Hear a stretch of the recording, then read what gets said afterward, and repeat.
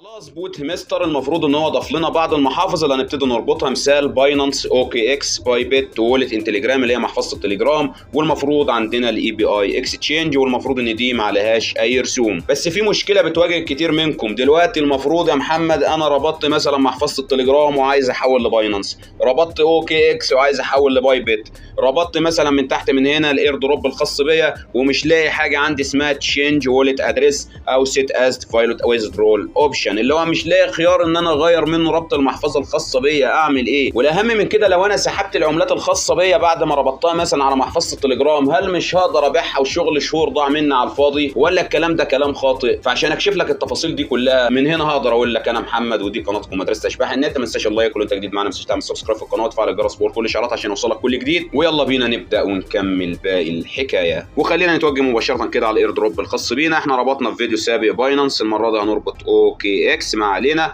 او باي بيت، بس خلينا نربط الاوكي اكس، ولو حابين نعمل شرح على الباي بيت مفيش مشكله. اولا لو حضرتك ربطت اي محفظه سواء باينانس او اوكي اكس او باي بيت او التليجرام او الاي بي اي اكستشينج، فكل اللي عليك دلوقتي ان انت بتنزل تحت خالص لحد ما بتلاقي حاجه هنا مكتوب عليها اون تشين اير دروب، ابتدي ادوس عليها. اول ما هدوس عليها بالشكل دوت، المفروض من زمان اصلا ان احنا رابطين محفظه التليجرام. جميل جدا. هنا المفروض بيقول لك تشينج وولت ادرس، غير عنوان المحفظه الخاصه بيك. طب لو ضغطت على تشينج وولت ادرس بالشكل دوت، هنا المفروض ان هو يفتح لي محفظه التليجرام بتاعتي مره ثانيه، وابتدي اربط اي محفظه ثانيه. في ناس بتروح تربط التونكيبر مثلا، او هنا بيروح على الويب 3 وبيبتدي يربط منها مثلا عندك البيت جيت وولت والاوكي اكس والباي بيت. بس المحافظ دي كلها ويب 3 مش المنصه نفسها، لان زي ما اتكلمت في فيديو سابق في فرق كبير بين محفظه الويب 3 والمنصه نفسها الاساسيه. جميل جدا. خلاص على كده المفروض دلوقتي ادي التشينج وولت ادرس. طبعا حضرتك رحت من هنا واستعجلت قبل ما انزل انا الفيديو. طبعا لو مش مشترك في القناه اشترك فيها بقى، لان انا بنزل حاجات مهمه. ورحت بقى حضرتك مستعجل وعملت ايه؟ تشينج وولت ادرس، واربط يا عم بالتون كيبر، اربط يا عم من البيت جيت، اربط يا عم، اربط يا عم. اي كلام وخلاص. ما ينفعش الكلام ده طبعا، لازم تنتظرني لان بنزل لك الحاجه اللي فيها الافاده. بعد كده بنلاقي اوبشن تحته مكتوب عليه سيت از فايلوت ويزدرول اوبشن. جميل جدا. لو ضغطنا عليها بالشكل دوت، هنا بقول لك ايه؟ ريكويست بروسيسنج. خلاص على كده بقول لك ويل دان ستيت اند ويز ابديت، هقول له ثانكس. خلاص بالشكل دوت. هنا بقول لك يور توكنز ويل بي ديبوزيتد تو يور تون ويلت. خلاص على كده المفروض ان هو بيقول لك ان الرسوم الخاصه بيك او العملات الخاصه بيك هتبتدي تروح فين؟ على التون ويلت اللي هي محفظه التليجرام اللي انت رابطها. طيب المفروض ان كله تم معاه الحركه دي وداس عليها بالشكل دوت. فكل اللي عليه دلوقتي ان هو بيبتدي يرجع يربط باينانس، مش ظاهره عنده، يربط الاوكي اكس مش ظاهره عنده، يربط الباي بيت مش ظاهره عنده، يجي يربط محفظه التليجرام مش ظاهره، الاي بي اي مش ظاهره، مفيش عنده هنا غير الاون تشين الاير دروب بس اللي هي محفظه التليجرام. طيب المفروض هنا بيقول لك ايه؟ يور توكنز ويل بي ديبوزيتد تو يور تون ويلت، ان هو هيروحوا فين؟ هيروحوا على محفظه التليجرام الخاصه بيك. مفيش اي مشاكل عندنا. طيب بالنسبه يا محمد بقى، انا عايز اربط مثلا محفظه باينانس او محفظه اوكي اكس او محفظه باي بيت او محفظه وولت انتليجرام. انا قصدت دلوقتي في حاجه مهمه. مبدئيا يا شباب، لو انت ربطت باينانس مش هتقدر ان انت تروح تربط اي محفظه ثانيه، خلاص الربط تم معاك على كده. لو ربطت اوكي اكس مش هتقدر ان انت تروح لاي محفظه ثانيه، الربط تم معاك على كده. لو ربطت محفظه التليجرام زي ما انا ربطتها في حساب الشخص ده كده، المفروض مش هقدر اروح لاي محفظه ثانيه. ايه المشكله عندك لما تسحب العملات الخاصه بيك على محفظه التليجرام؟ ما عندكش اي مشكله. المفروض اصلا لما بتيجي تربط محفظه زي محفظه باينانس او اوكي اكس او باي بيت، المفروض ان البروسيسنج عندك المفروض ان هو بيطول، بيفضل يقول لك بروسيسنج بالساعتين والثلاثه. طب ما تسحب المفروض الرموز الخاص بيك، اسحبها على التليجرام يا سيدي، لما المحفظه بتاعتها بتتربط بسرعه. ايه المشكله يعني؟ انا قصدت ان في عدد كبير جدا اللي هو ساحب على التليجرام، وانا كمان سحبت على التليجرام في الفيديو دوت لهدف واحد فقط لا غير. الهدف من الكلام اللي انا عملته دوت حاجه مهمه، بس ان انا كمان هتداول زيكم بعد ما الرموز توصلني على التليجرام على المحفظه الخاصه بيا، هاخدها كده وابتدي اعرفك ازاي تبيع اصلا الرموز الخاصه بيك بطريقه سهله وبسيطه جدا، وهعرفك ازاي كمان تكسب مبالغ كبيره من خلال بيع العملات الخاصه بيك. ده احنا دلوقتي قدامنا خيارات كتيره جدا، اهمها ان انا مش بربوط بباينانس بس اتداول عليها، ولا مربوط مثلا عندك بالباي بيت اتداول عليها، ولا مربوط بالاوكي اوكي اكس اتداول عليها؟ لا والله انا سحبت على التليجرام عندي، انا ببشركم ببشره خير يعني.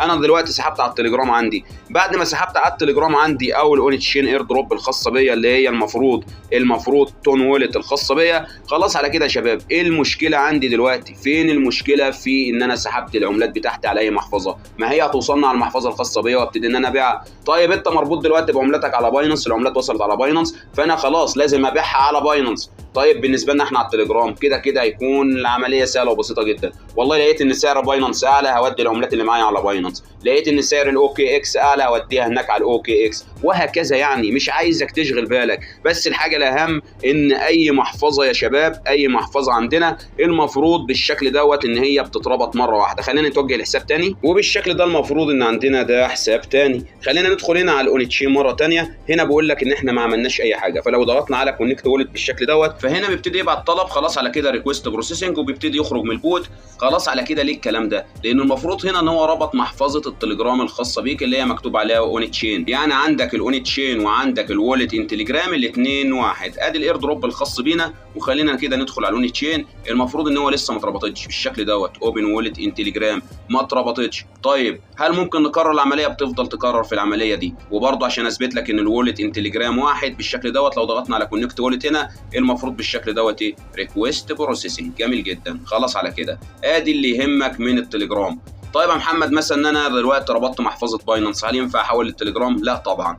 ربطت مثلا محفظه التليجرام واكدت العمليه زي ما احنا اكدناها كده في بدايه الفيديو، مش هينفع ان انا اروح على باينانس او اوكي اكس. بالنسبه لاسئله كتيره جاتني ازاي اربط محفظه الاوكي اكس الخاصه بيا، كل اللي عليك عزيزي ان انت بتضغط عليها بالشكل دوت. هنا بيقول لك دو يو هاف ان اوكي اكس اكونت، هقول له لا طبعا لو عندي حساب. كل اللي علينا ان انا بضغط على يس اي هاف ات. ما عنديش حساب هقول له نو ليتس كرييتد. انا عندي حساب بالفعل هقول له يس اي هاف بالشكل دوت. بعد كده هنا بقول لك هات لي الاوكي اكس يو اي دي. كل اللي عليك ان انت بتخرج بعد كده بتروح هنا بالشكل دوت على محفظه اوكي اكس الخاصه بيك. وركز معايا لان الكلام اللي هقوله مهم جدا. اولا المحفظه لما بتفتح معاك عندك كلمه فوق اسمها اكستشينج، وعندك وولت. الوولت دي اللي هي المحفظه الخاصه بالويب 3 اللي هي المحفظه، انما الاكستشينج هنا دي اللي المفروض بتسحب عليها العملات الخاصه بيك. والمفروض يا شباب ان الاكستشينج اللي هي المنصه نفسها الخاصه بمين؟ بالاوكي اكس. بعد كده كل اللي عليك من هنا ان انت بتطلع على القائمه اللي موجوده فوق دي، بتبتدي تدوس عليها. بعد كده بيظهر لك البريد الالكتروني بتاعك هنا. بعد كده بدوس عليه فهو مباشره كده بيفتح لي المكان دوت. بتلاقي كلمه هنا موجوده اسمها يو اي دي، بضغط عليها بالشكل دوت نسخ. بعد كده برجع هنا ابتدي اضيف له الاوكي اكس يو اي دي الخاص بحسابي. بعد كده طالب مننا الهيمستر الخاص بينا، المفروض اللي هو ايه؟ المفروض ان عمله الهيمستر خلاص موجوده هنا على المنصه. فكل اللي علينا انا بضغط على كلمه ديبوزيت. بعد كده هنا بقول له ديبوزيت كريبتو. بعد كده بنتظر لحظات، بروح في السيرش هنا وببتدي اكتب HMST، فبتظهر لي دايركت كده عمله الهيمستر. فكل اللي علينا انا باخدها بالشكل دوت معايا كوبي. بعد كده ابتدي ان انا امسك السهم اللي تحت دوت وابتدي اشده للاخر. بعد كده بيظل هنا ادي الادرس الخاص بيا، اخده كوبي. خلاص على كده اتنسخ معايا. برجع هنا مره ثانيه في الديبوزيت ادرس وبضيفه خلاص باست. بعد كده طالب مني الميمو، ادي الكومنت اللي هو الميمو، ببتدي اخده كوبي بالشكل دوت. وبعد كده كل اللي عليا ان انا برجع هنا وببتدي اضيف الميمو.